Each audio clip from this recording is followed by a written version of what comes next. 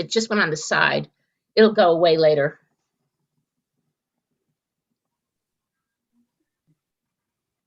So we're on YouTube now, I think. Yes, we are. We are. So everybody behave. Yeah, public. Ooh, wow. Hi, Rosemary. Hi, how are you? I'm fine. How are you? I'm doing great. These are my former colleagues, Columbia Seminary. We go way back. 24 years. Really? And here we are breathing. That's a good thing. That's a great blessing. The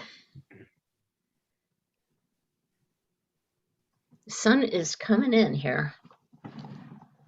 Your face is radiant. Yeah, the glory of God is upon me. No question. Yeah. Whoops. Like Moses coming from the mount. Yeah, just like that.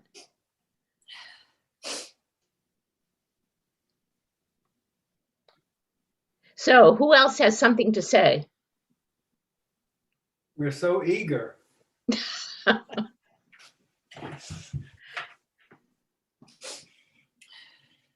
So let me ask you about the group. Is this, you're called the Covenant Sunday School? Is that what you're called? And that means you've been together for a very long time? Would I be right about that? John, you're right about that. It was founded in the 1960s by a group of members, many of whom were college related, named for the Covenant Life curriculum founded in that time by the PCUS. Okay. Shirley Guthrie's book on Christian doctrine was part of that series. I see. So do people come and go, or do they just sort of? Just age. You can tell this was founded as a young adults class. Looks like there's a few young adults there still. Well, Kathleen, as for us, we just joined the church a year ago, so we're new to the class. So Jean, that's Jean, and I can't see the other name there. Because my husband, Lynn, Jeannie and Lynn Snowa. Hi, nice to meet you.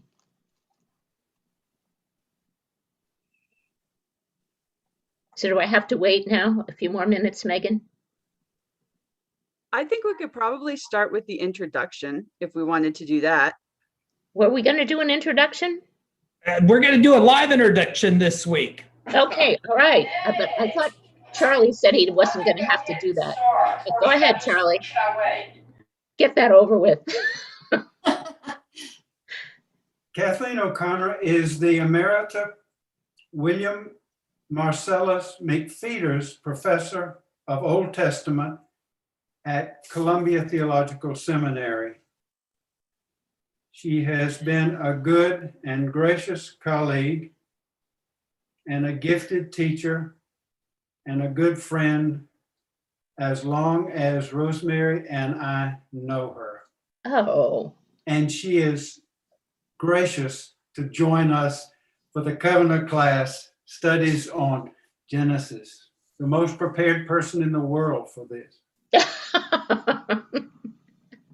Thank you, Charlie, so much. And for your friendship all these years. I didn't know it was 24. Good morning, everybody.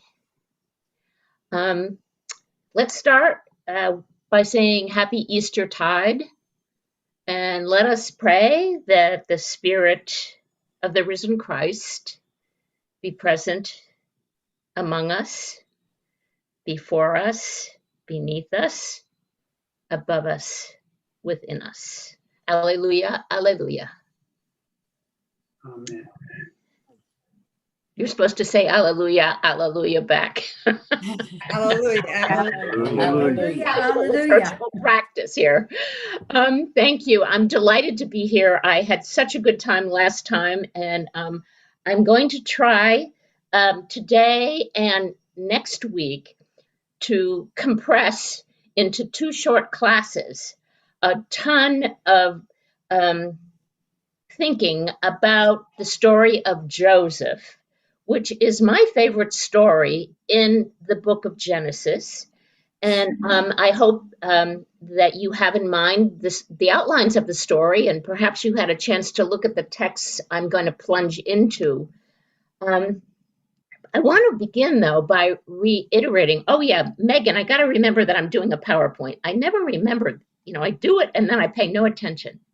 So, Megan, I'm opening it now, right? Yes, ma'am, you can open it now. And if there's any trouble, I'm happy to run it for you. Okay. So where am I? Is there a picture of me anywhere? There is, we can see you. Okay, I can't see me, or I can't see anybody. That's the bad thing here. Try your share screen button. Oh, I didn't do that. You're right. So how do I get rid of what's there now? Just ignore it? There you are. Oh, wonderful. But now hold on. Share screen button went away. Oh, share screen. Share. Thank you. I can only see a few people at a time, so Megan, I might go in and out, and you can probably help me navigate that because I won't do all of this. But Okay. I want to talk about the where I locate the book of Genesis.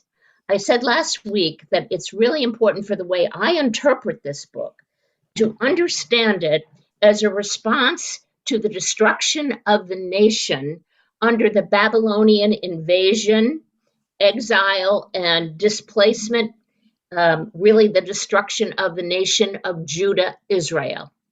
And I made the argument last week that this text is, the book of Genesis is a response to that experience, just the way Genesis and Ezekiel and Lamentations are, only much later.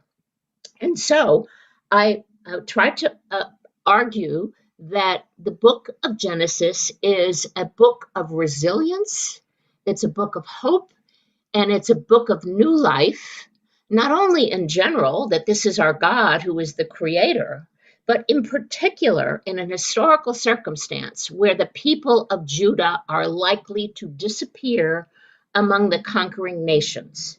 That is, Babylon, and now, at the time, I argue, or I suspect, or I theorize, that at the time of the publication or the coming together of the Genesis stories, the likelihood that they will disappear is strong because invading occupiers have taken over everything that makes them a people. And the consequence of that is destruction of confidence in God, because the God who held them in place, who promised to be with them, who dwelled, they thought, in the temple on Mount Zion in Jerusalem, that God seems to have failed them. Genesis is saying the opposite of that. Genesis is saying God is the creator. God is created in the past. God is the God of beginnings, and God will do it again. So, and please, if you would like to say something or interrupt me, I'm grateful always, because I get going at 90 miles an hour, and that's not a good way to do this. But please just find ways to speak up, and I will try to acknowledge that. Okay, here's what I call the Joseph section. I call it slavery, incarceration, immigration, and a family mess. There's also racism in here if we want to get to that. Slavery, incarceration, immigration, and a family mess. The first thing that I want to observe about that is that we call this a little novel. Unlike the earlier stories in the book of Genesis, this one starts in chapter 37 and goes all the way to the end of the book, chapter 50, where we have stories of Jacob and Abraham and Isaac. We have a few pieces that are sort of linked together. But this one is like reading a short story in the New Yorker magazine. I might be overstating that a little bit because it's not all that coherent, but it's coherent enough to bring everything together. So I'm going to just skip that thing and talk about, well, I guess I can't. I'm going to now try to get rid of this screen. Megan, how do I do that? I want to see the people I'm talking to. Try. Hey, Megan, you can just stop share.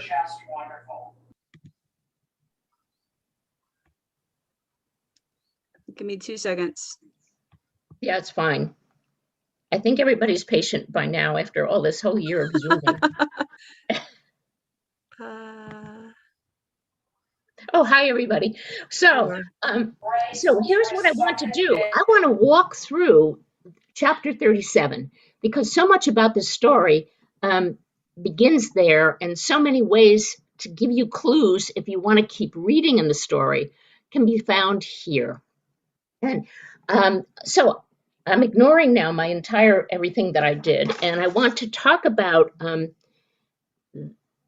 way the story begins, but only by reminding you that all of the characters, the main characters in this book, are not only themselves as literary characters, they're symbolic of people in the nation and of the nation itself. And that's largely true in the Old Testament. But this is unmistakable to me in the book of Genesis. So I have said earlier last week that I thought that Isaac, the child who was almost sacrificed, in his adulthood symbolizes the people of the land who are displaced and lost, but stuck there under occupation.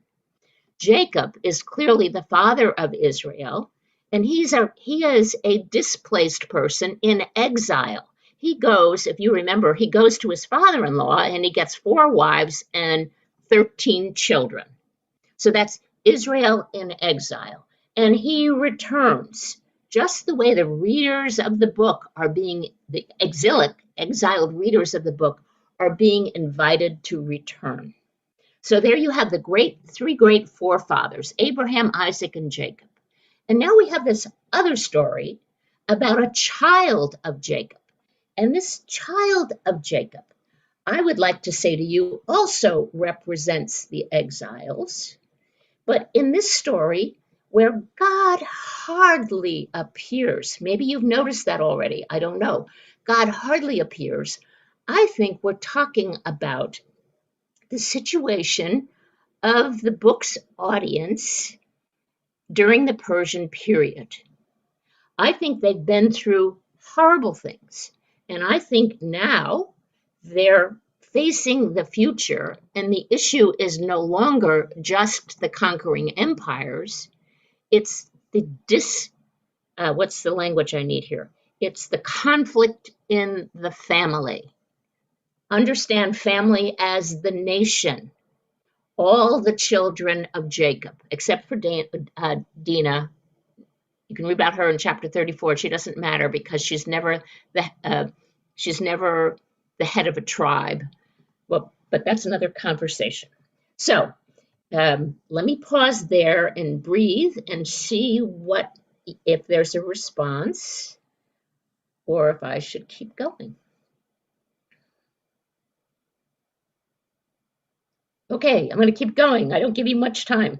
So chapter 37, if you have your Bible with you or you have it on screen or something, you might want to follow along because I get a little bit detailed about this. So notice in my translation, Jacob settled in the land where his father had lived as an alien. Reminder, all the characters in Genesis are aliens, strangers, foreigners, displaced people, with much resonance in our own time. Okay, and that's the land of Canaan, and this is the story of Jacob's family. Okay, it starts out with the chosen one, Joseph, and he's 17 years old. He's just come into manhood, and he's shepherding the flock with his brothers. His brothers are the children of 2 wives of Jacob, Zilpah and Bilhah. They're the secondary wives. They're the slaves who become wives of Jacob. And they're less important in the tribal history, these brothers.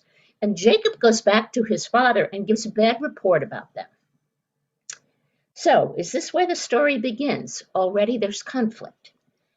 Now, Israel, which is Jacob, Israel and Jacob are the same person. Hi, Jeannie. Israel loved Joseph more than any of his children. I would like to suggest to you that this is the beginning of the story. This is the psychological background that undergirds this whole story. It's fraught with difficulty because we have a man who is unconscious of his preferences, and he's not unconscious of his preferences, he knows them.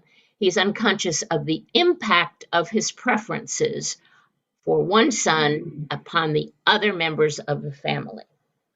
So, because Jacob loved Joseph more than any of the other children, because he was the son of his old age. I could remind you of the earlier parts of the story. It was Rachel who had two sons, Joseph and Benjamin, and Jacob loved these two sons more than anything because he loved Rachel more than anything. We skipped all that. I hope you kind of have it in the back of your head somewhere. But because he loves this child more than anything, he made him a long robe with sleeves. It is not a Technicolor magic cloak of many colors. It's just a tunic with long sleeves, but it's something that sets one son out. You give a gift to one son, you don't do it to the other 12, the other 11, there's problems. But when his brothers saw that their father loved him more than all of them, they hated him and could not speak, here's the Hebrew word, shalom. They could not speak shalom to him. So the story starts out, I'm going to say this is the whole nation. There's no shalom in the nation. The destroyed nation is now filled with all kinds of conflict. Okay, now, you may remember this, and we can maybe say it quickly, and maybe, Megan, I should show pictures right now. So maybe you could help me, because I just keep forgetting what I'm doing. Sure. So if you go back to my screen, if you can show it. Okay, where did that go? Okay, don't want that one, that one. Okay, there's a cartoon of Jacob's many-colored magic coat. And now go to the next one, please, Megan. Okay, here we have cartoons about Joseph's two dreams. I'm just going to say briefly, there are two dreams. In both of them, he blurts out what he has dreamed the night before, and in both of them, he has dominion over, in one case, sheaves of corn, in the other case, stars of the heavens. He, in the dream, is presented as having dominion over everybody else. And if you're looking at verses 5 through, how far does this go? All the way down to 11 of chapter 37, you see the repetition of the verb bow down. In the dream, all these symbolic creatures bow down. In one case, they even bow to the ground. And whenever there are dreams here, whenever there are dreams in the Joseph story, there are always two of them, and they're parallel. You can kind of just see one and then see the other, emphasizing that someplace it says, because doubling of them shows that they're from God. I don't know how that is so, but that's what they claim. So this is the dream. Now, because of these dreams, they hate him more. And his brothers are jealous of him in verse 11. But like Mary in the New Testament, his father kept the matter in mind. Okay, so now I'm in verse 12, and you might wish to follow that along. His brothers, we don't know which ones, are out there with their sheep near a place called Shechem. And there's a big story to that, but I won't tell it to you. And Israel said to Joseph, "Are not your brothers pasturing the flock at Shechem? Come, I will send you." And he answered, "Here I am."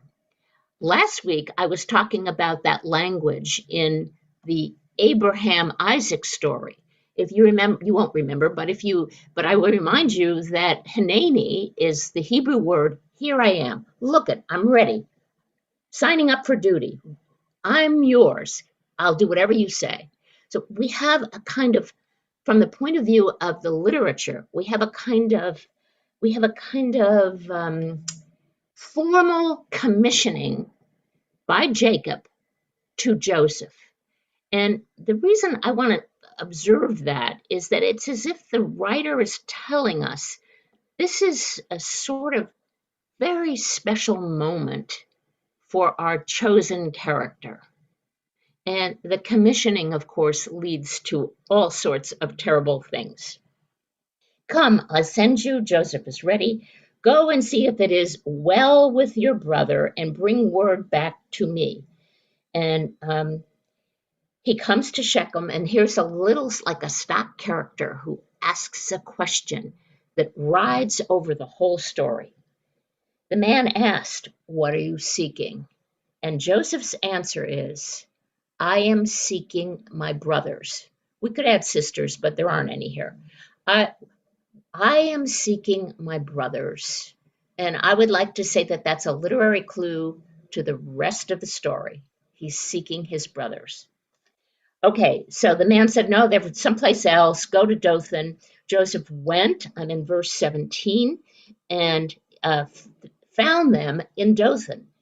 And this is to me so interesting. They saw him from a distance, and before he came near to them, they conspired to kill him. We've got a conspiracy right at the beginning, but what's interesting is that they do it from afar. They conclude this from afar, and I sort of wonder if they have to be distant in order for this to happen. So here comes the dreamer. Come now, let us kill him and throw him into one of the pits. And they're in the desert, so there's pits. And again, here is a word in Hebrew that adds another nuance. The word for pit, if you put it in English, is B-O-R, transliterated to B-O-R, bore. The reason that matters is because 2 chapters from now, he's going to be put in a prison.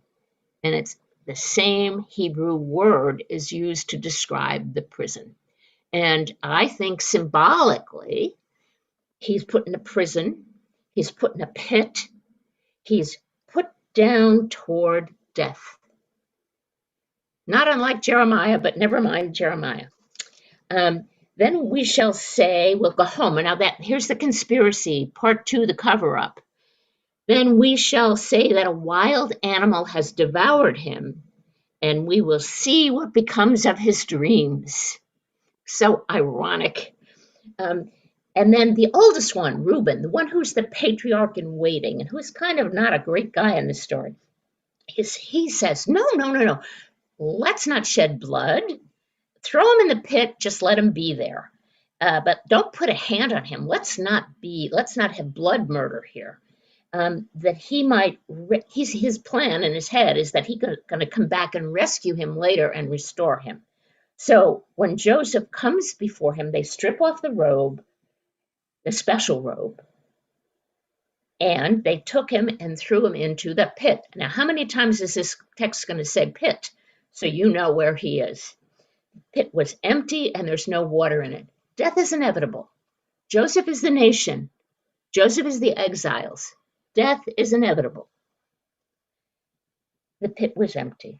Then they sit down to eat. So here we have the family. These guys who see him coming from afar, they make a plot to kill him.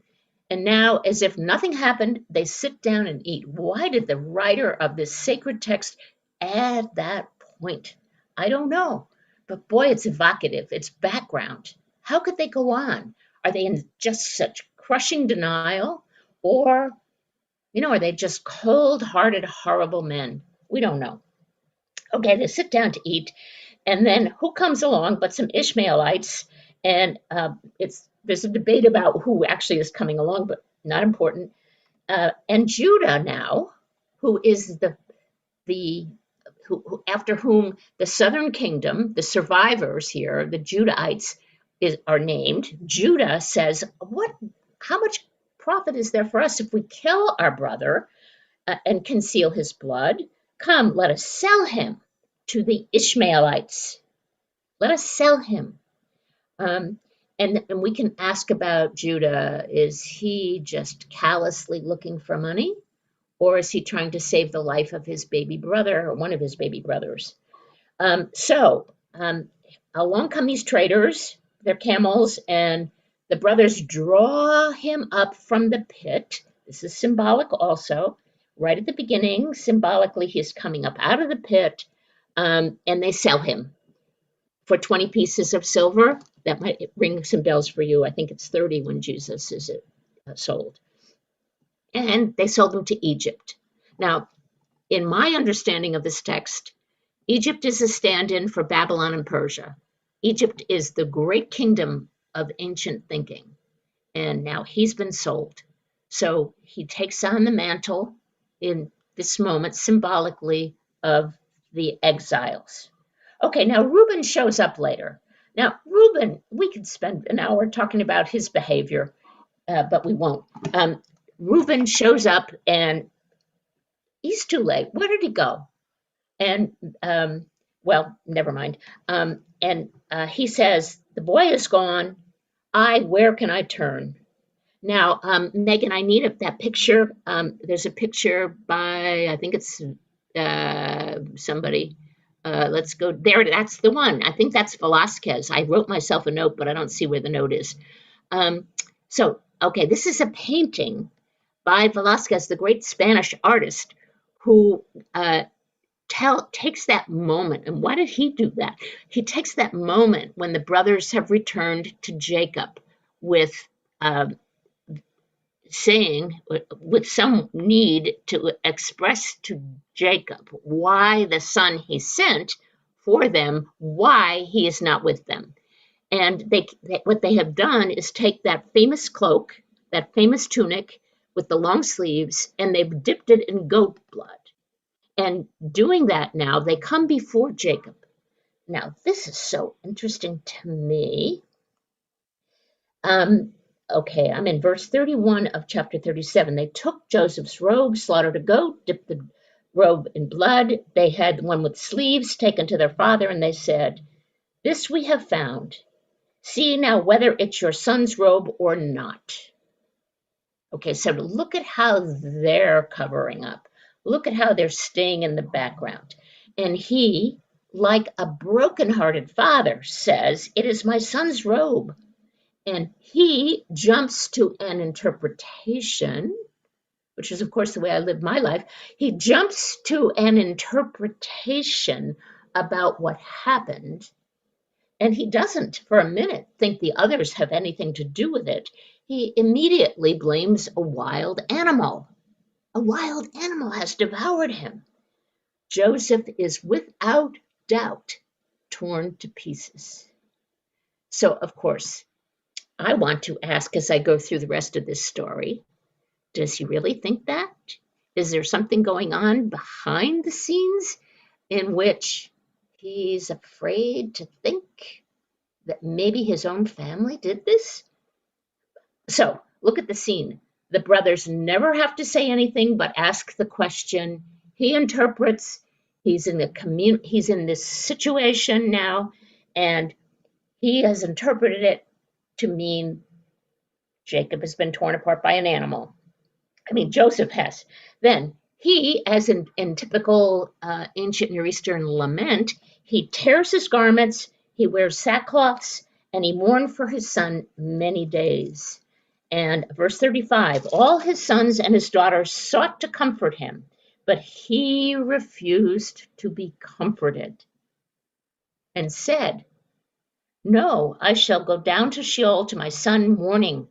And thus his father bewailed him. Meanwhile, Joseph has been sold to Egypt to a very famous officer of Pharaoh, the captain of the guard, Potiphar, Mr. Potiphar, about which more in a minute. But I think because I'm into lamentation and tears is some of my work, and I guess somehow of my life, though no more than the average. Jacob, is stuck in his grief. He is absolutely stuck in the grief. He cannot get over it. Nobody can get over it, but he can't go beyond it. His situation right here, where the trauma, the devastation of the loss affects the whole rest of the story. He's absolutely stuck as a human being in this circumstance of grief. And by his inability to grieve and move slowly into another space, he keeps everybody in captivity. Now, I think this is such a great story at the human level. I also think it represents the possibility that the survivors of the Babylonian invasions and the Persian occupation are living in exactly such a place. They have lost everything. They have lost everything. Now, the Babylonian exiles, however, are assimilating and rejoining the world as Babylonians or Persians in their occupied land. We know this from archaeology. We know that Judahites, owned property. We know many of them got wealthy. We know many of them become assimilated Babylonians, and we have a lot of texts to help us understand that. So I'm trying to ask us again to read these texts at a couple of levels, and I am absolutely captured by the humanity of this story. So I'm going to pause for 2 seconds and see please, where I can't tell who's talking. I'm Van. I'm on Evelyn's screen. Oh, and who are you? I didn't hear your name. Van. Van, thank you. What is the connection between Shechem, where he was sent to find the flock, and the Sheol that he decides he's going to go to mourn? I'm sorry, the shield he's going to go to. He says he's going to Sheol. I shall go down to Sheol to my son. Sheol. Oh, yeah. I'm sorry.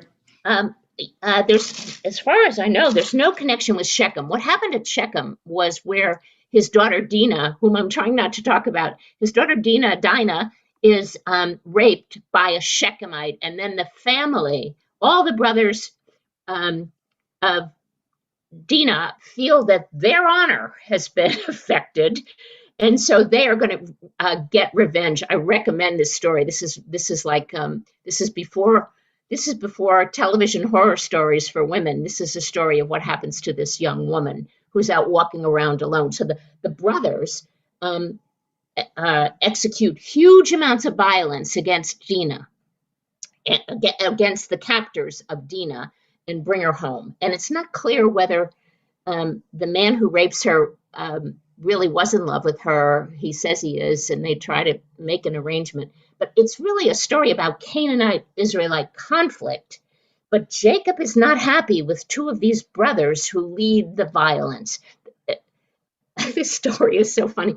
They tell the Shechemites, all the men, that they can have Dinah, the prince can have Dinah in marriage if they all get circumcised. And so they all, because they're stupid, they all agree. The men are all circumcised, and then so that they are forced to become Jewish in their practices in ancient Israel.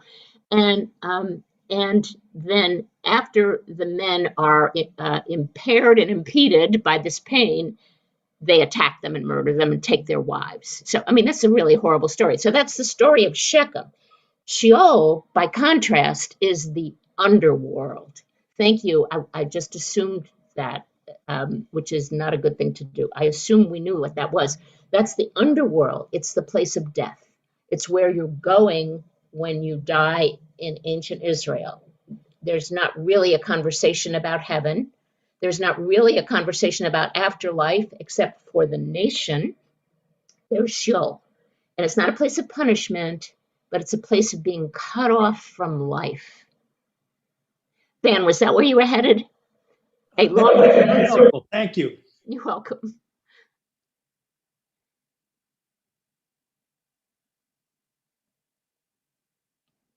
Keep going. Okay, I'll keep going. All right, now here comes in chapter 38 a text I didn't invite you to read. It's really about Judah himself. And also I'll say about this, it's a really important story. And Megan, there's a picture there of a beautiful figure by Chagall of Tamar, a Canaanite woman who actually saves Judah. Let me just find this. There it is. Okay, Marc Chagall tells us the painting of Judah and Tamar. And I'm not going to tell you that story because I want to move on, but I invite you to read it. And you'll see that I think this diversion from the story of Joseph in one chapter is to tell us about the character of Judah and how he is altered by this foreign woman.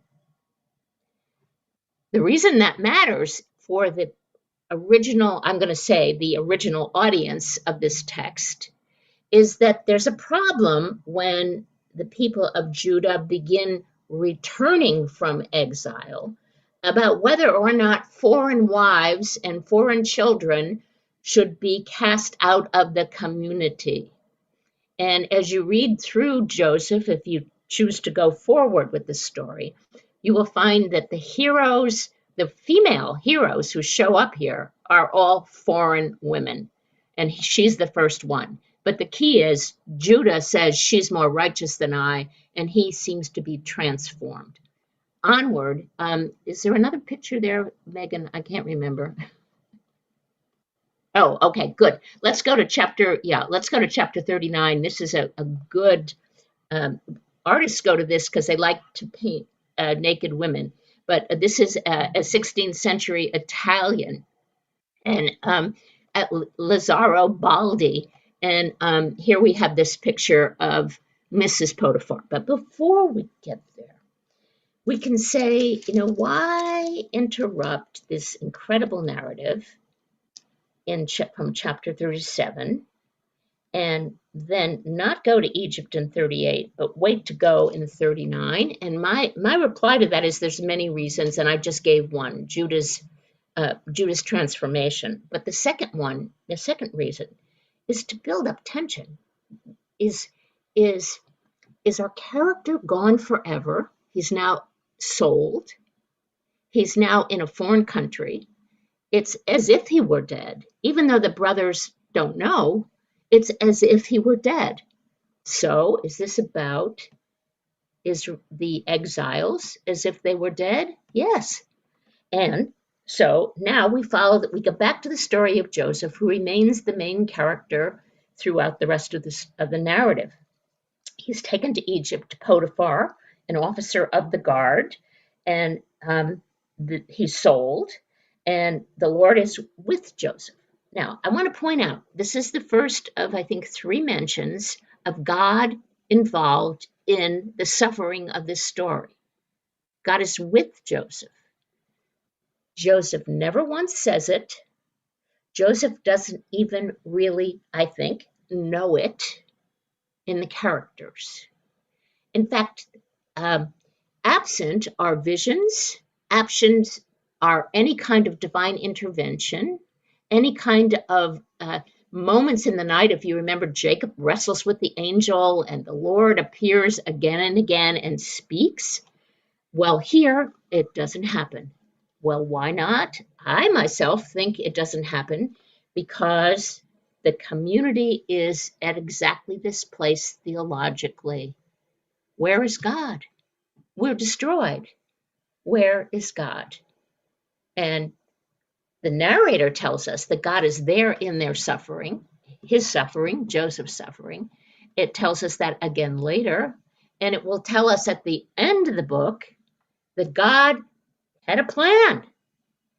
But to me, another reason I find this story so fascinating is that the absence of a sense of divine presence is the consequence of deep suffering and the absence of a sense of divine presence. It can be the way faith is all along.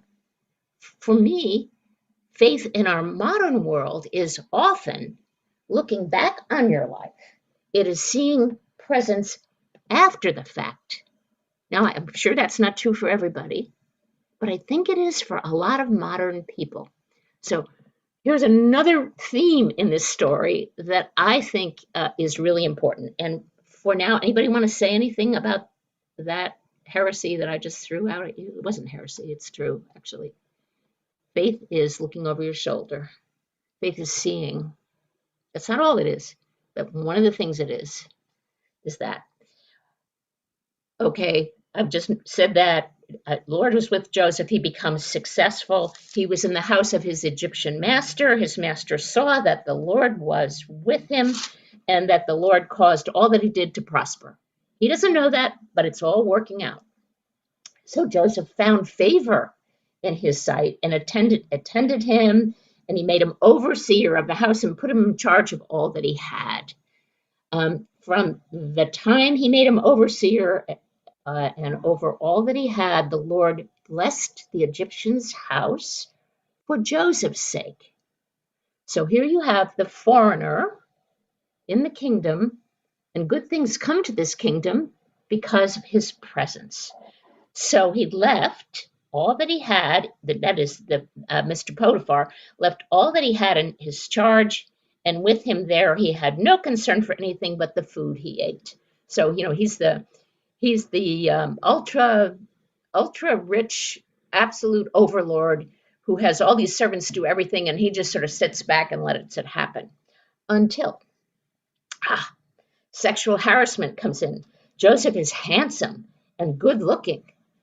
And after that, Mrs. Potiphar casts her eyes on Joseph.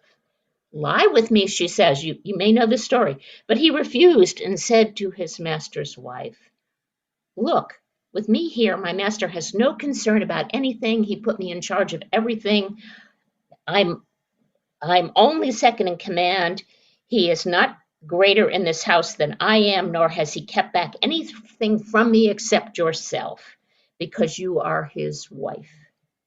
How then could I do this great wickedness and sin against God? This is a sin question. This is a moral question for him. And although she goes after Joseph day after day, this is sexual harassment. One day, however, when he went into the house, she grabs, thank you, Megan, she grabs his cloak, his garment, pulls it, and she sees him and left the garment in her hand and fled outside. She cries out. Okay, so she's now making a scene, and she's no different than the brothers. She's covering up her own guilt in any of this, and she blames Mr. Potiphar. Look it, in a racist way. See, my husband has brought among us a Hebrew to insult us. One of those foreigners, one of those people, and he's insulted us, and he came in to lie with me, and I cried out with a loud voice.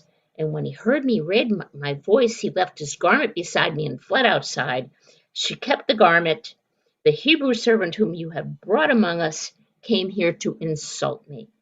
But as soon as I raised my voice and cried out, he left his garment and fled outside. Now, we get that scene repeated because the husband comes in. This is the way your servant treated me. When he heard that, he became enraged. Mr. Potiphar put him in prison. That's not the word pit yet. That's just the word prison. The place where the king's prisoners were confined. Okay, verse 21, we're back where we were. The Lord was with Joseph and showed him hesed, steadfast love, and gave him favor in sight of the jailer, who puts him in charge of everything. And he's like the typical trustee. He's the guy everybody has to go through to get what they need and to survive. Now that's going to be important because of the king's servants who end up there.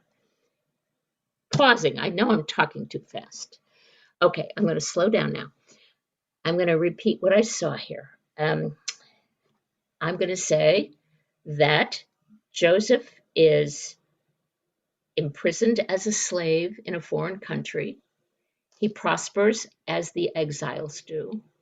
He does well until he's attacked as in a sexual assault, and he is disbelieved. He is accused of being an insulting foreigner, and he is then put into prison because Mr. Potiphar believes Mrs. Potiphar. And so you have another case of a woman who matters only because she doesn't quite fit the standard, but there are some feminists who've tried to retrieve Mrs. Potiphar's reputation, but it seems to me there's no way you can do it, because they talk about they do this by saying that Mrs. Potiphar is married to the captain of the guard, who is described as a eunuch. So there's some wondering about whether or not she has a sexual relationship with her husband, though the word eunuch might have been used in a number of ways in the ancient world. But even so, even if that's the case, there's no reason for her to be so abusive. So I don't want to retrieve Mrs. Potiphar myself. So okay, now we have Joseph right back where he was, only now he's in prison. So here, if you're going to draw, like be a cartoonist and draw the ups and downs of these stories, Joseph starts up at the top as his father's beloved. He slowly is put down in a pit. He's raised up from the pit. He's sold to Egypt. He goes up high. He's exalted as the second in command in Mr. Potiphar's house. And now he's back down in the prison, which in the next chapter is called a pit. So you have a trajectory, a descent, an ascent, a descent, an ascent. You have a chaotic situation flowing through his life. So, pausing. Question: how is this our story? What has this for us?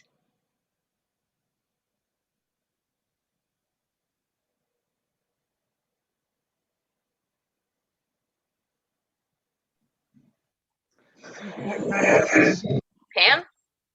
God is present even when we don't know God is present. Okay.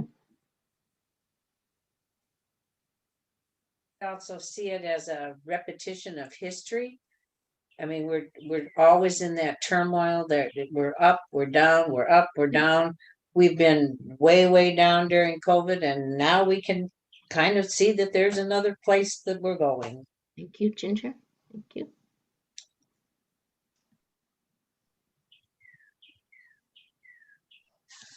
And prejudice against foreigners is nothing new. Thank you, Susan.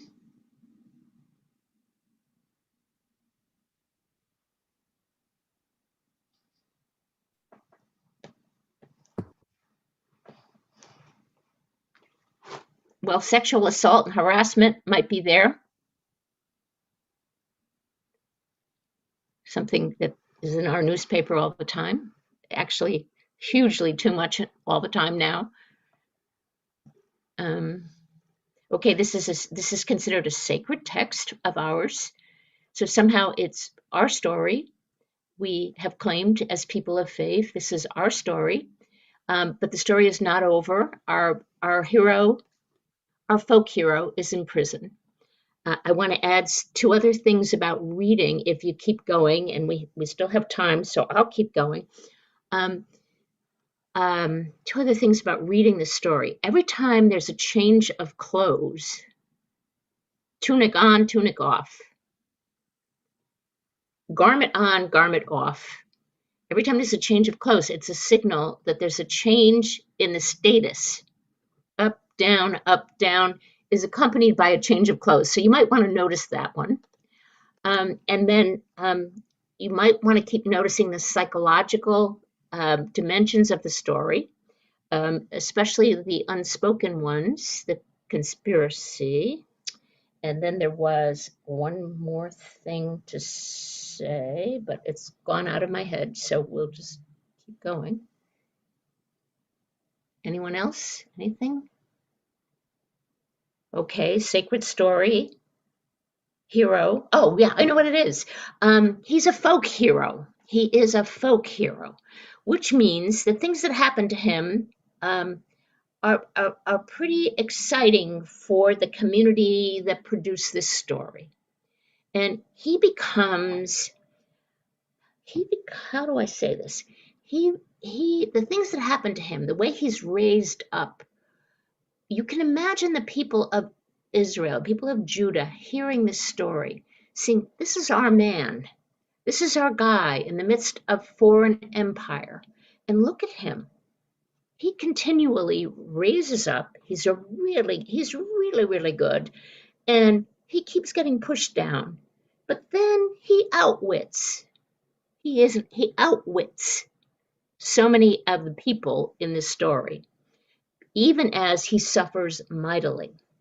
So I was trying to suggest last week that his suffering echoes their suffering, and that the benefit, at least in trauma theory, about the echoing of suffering is that it mirrors back to the sufferers what they've experienced, and it resets it.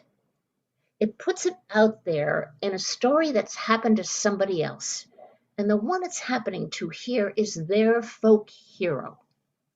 It's them, but they're not being put back into their own trauma in a direct, deliberate, factual way. They're being invited to see their own story. And part of that story here is the fight with each other, which we've seen, and now we're leaving it behind, and we're in Egypt, and we're following the exile story. Okay, do you have the energy now to keep going a little bit into the dreams again? I'm not sure, Megan, whether I put up the dreams of the prisoners in my PowerPoint. There's no dreams. No dreams of prisoners. You'll see them next week. Okay, so if we're now in prison, and you remember that Joseph is the trustee. Everything's good. Life in prison is probably tolerable for him because he's got honor, respect, and authority among the prisoners. And the only reason this matters is because the cupbearer and the baker of the king are in prison with him. Now, the cupbearer is the one, if you care, the cupbearer, as you may know from history, is the assistant to the monarch who tastes the food and especially tastes the wine to make sure that guy isn't going to be murdered or poisoned. And then the baker is the one who bakes stuff.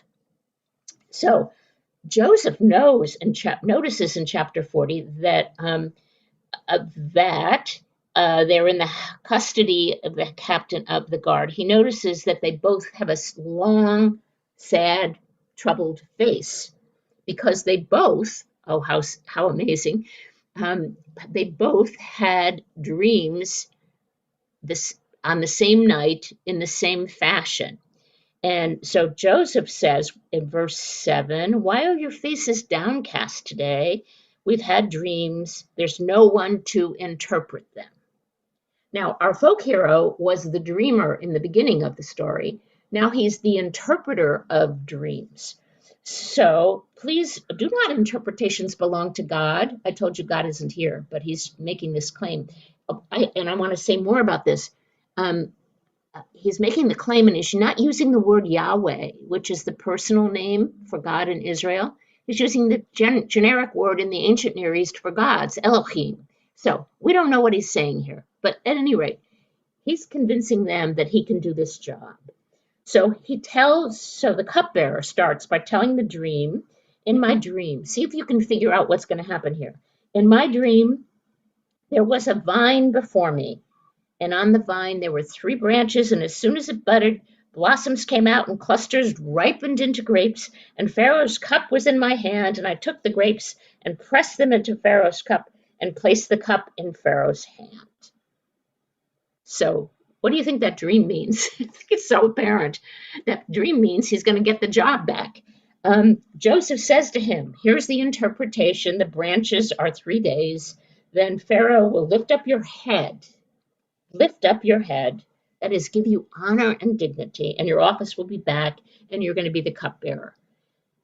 Verse 14 is the key here.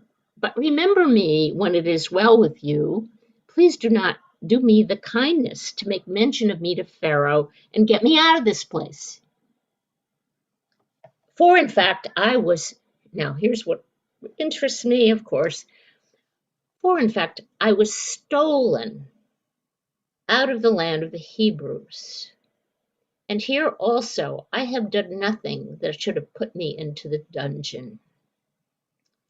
Now, what captures my attention here is the slight revision of his own story. He wasn't stolen. He was sold by his own family into slavery. He was sold. So what's he doing here? Does he change the story a little bit so these two officers of Pharaoh won't think badly about his family? Or is he in massive denial about what his family has done to him, the way his father seems to have been in denial about what happened to him at the hands of the brothers? I don't know. But it's one of the reasons this story has this human capacity to capture at least my attention. So, in fact, I was stolen, and I've done nothing that should have put me into the dungeon, which is the Hebrew word pit, bore. Now he's in the pit again, and he knows it. He's changing the story. Okay, now the chief baker hears that the interpretation was a positive one, so he tells his story, and his dream is slightly different. His dream is that he's got all this basket of stuff he's just baked on his head, and crows come in and eat the king's pastries. And so Joseph interprets it this way.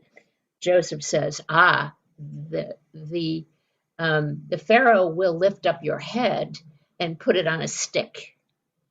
So the same word is used, and now it's language of being decapitated.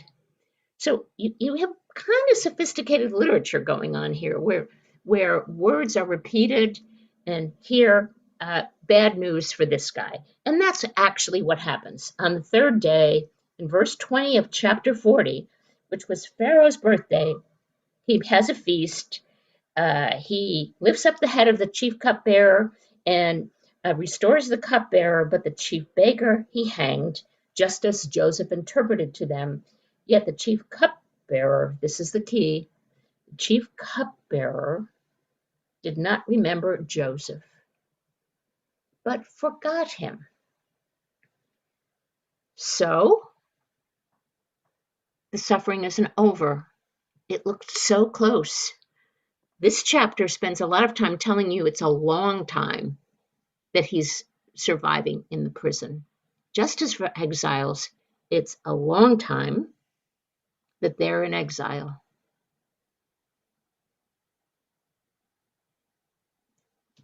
So our hero, our folk hero, is now descending yet again, and he's forgotten. And I suppose, like those of us who might experience loss or tragedy or awful things, seems like it's never going to change. And there's a moment where it might, and then it doesn't happen. So there we are.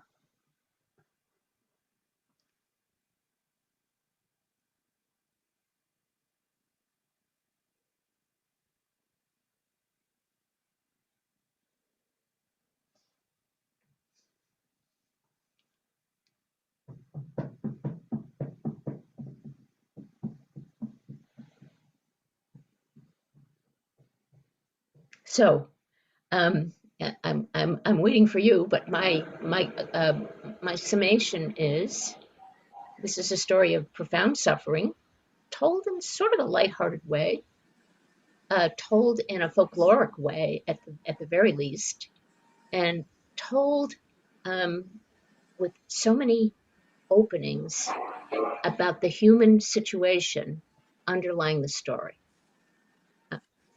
Thank you, Rick. Yes. Just in terms of your past teaching of the Old Testament stories, what have been your challenges, I guess, in terms of convincing lay people about the nuances of the layers of the scripture in terms of, these are, particularly for the patriarchal stories, they're ancient stories, but at the same time, they're told in a more recent history that explains basically Israel to itself. Mm-hmm. Can you talk about the challenges of that and how you face that or overcome? Yeah. Okay. So, I would say that this way, my postdoctoral teaching career began in a school of foreign mission, Roman Catholic foreign mission called Maryknoll. So I had students from all over the world, and many of them had experiences of profound suffering. They're Central America in the middle of the civil wars, South Africa in the middle of apartheid. And I did not have to do the act you're describing, the interpretive work you're describing for them, because they just glommed on to these stories as their stories. Now, they all did it differently, and we could never kind of arrive at the one true meaning of a text that I was taught to look for in graduate school. And that exploded my sense of what a text can mean. I would say when I came to Columbia Seminary, I was dealing with, at least initially, a more uniform community of white American life, middle class life, or whatever way I would describe it. And so the challenge you just described was much harder. But there was, unlike Catholics, there was already a valuing of the scriptures. And so I think that was my first gain, was that I was there with them. And secondly, I would say the students pushed me, because the book of Jeremiah, which is really what I did my dissertation on, the book of Jeremiah is filled with fire and brimstone and an angry, punishing God. And a sexist, angry, punishing God. And the students they just hated it. And I did too, when I really faced it. And that's what got me into the study of trauma and disaster. It was when I saw what happens to people in a community who have lost so much and are struggling to survive. The text opened up for me in amazing ways. And I would even say it opened up for my students. So once I had trauma and disaster theory and taught the book of Jeremiah, I was getting their stories. I was getting stories of a young man whose friend committed suicide. I had the story of a returned soldier whose buddy was blown out of a Jeep, and the student survived, who was now a pastor in the Atlanta area. I had the story of a young woman who was abused, and it was almost like doing this terribly difficult work opened up windows for people so that it became their story. So I'd say that's one way. I mean, there's a lot Rick, that question is so really deep, but I think of this as literature. It's historical literature, it's sacred literature. But the key interpretive thing for me is seeing how the stories, the poetry are arranged, how the words are selected, how the text itself is seeking to impact its readers. That's the key for me. What's it trying to do to you? What's it trying to do to me? And the way in this case for me, is through my imagination about what it did for the original audience. That's why for me the historical context matters a lot. You pushed a button, Rick. And there's still more to say about it, I think, but that's my response. So yes, Eric. Two questions. One Ginger brought up, but the first one is, there's parallels between this and Job in terms of suffering, number one. But Ginger, when you mentioned faith and looking back, Ginger said, isn't faith looking forward? Yeah, it is, because, well, okay, this is such a profound theological question. It is looking forward. It's trust. And looking forward, you have trust. You have trust. If, okay, let's have a 3-hour conversation about this. So I think that faith is, as children grow, faith is just listening to what other people tell you about God and how you can trust. And you can do that as you're a child. And then as you mature, or many of us experience loss and difficulty and pain, and that becomes really, really difficult. And then we can, with all our willpower, try to cling to our faith. But in the text I'm looking at, that's destroyed. And then this is my thinking, that destruction offers the invitation to go somewhere so much deeper than believing what my parents or my church taught me, but introduce me to a possible opening to the experience of divine presence in my own reality. So for me, it's the key word for me is experience. And is it really possible to glimpse the presence of God in my life, in our life, more than just my PhD work, more than just somebody else's narrative about this? And I actually think that as a Christian, it is this mystery of suffering that opens doors, or in me. And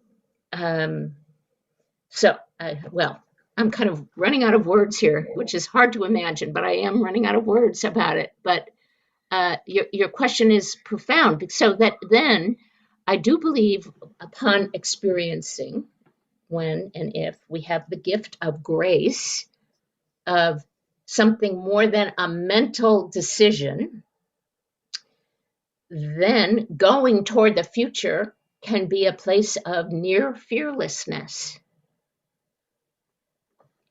So I guess if you pushed me about my anthropology, I think in my culture, and in myself, I'm looking for an integration of the inner world with the mental world. I'm looking for some integration, some wholeness, some human gift of mystery. Don't I sound crazy? But it's okay. No, I always feel, I feel like that in the story of the grains along the road. And I feel like a lot of the time I'm the grain that just fell along the road, or the thistles, and you go back and forth on that, but in the New Testament, yes, and you have faith, but you also question if it's strong enough sometimes. Well, yes, and of course it isn't strong enough. I mean, that's the whole thing. I mean, it isn't, and that's not to be denied. It's to almost be embraced as the situation of the moment. And to me, it's also a path. It's a path in community. It's a path of personal growth, but it's a path toward justice and openness. But to me, the school that I talked about, I'm going overtime, people. Feel free to just get out of here. But for me, the school that I worked in, when I was telling you about the international community there was also a bunch of American kids who wanted to do peace and justice master's degree.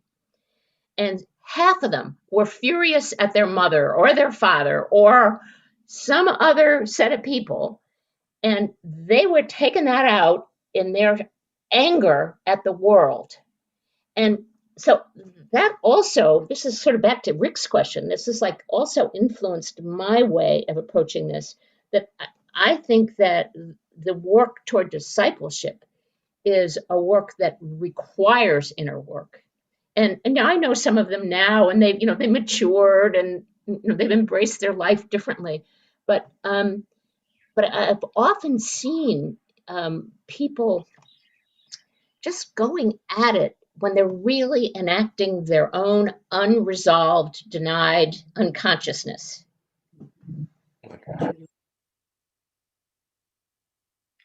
Should we quit? Oh, should we quit? I think it's time to quit. You're very much fun to be with. Every blessing, may we all know the presence of the Holy One in our lives. And if you're coming back next week, I wanted you to read all you can, but the part that most intrigues me is when the brothers show up in front of Joseph, because of course they do. And all this stuff that's not been addressed in either Joseph or the brothers comes face to face. I don't remember the verse of the chapter, so I think it's 43, 44, 45. I don't know. John might have sent it to you. Have no idea. But if you have a chance, the brothers start coming. They go back and forth a bunch of times, but they start coming in chapter 42. And you go back to Jacob and you see the brothers. And then some of this gets really confusing. And then you go up to 45. Just feel free to skip around. But okay, thank you, everybody. Be healthy, be safe. Thank you. Amen. Thank you.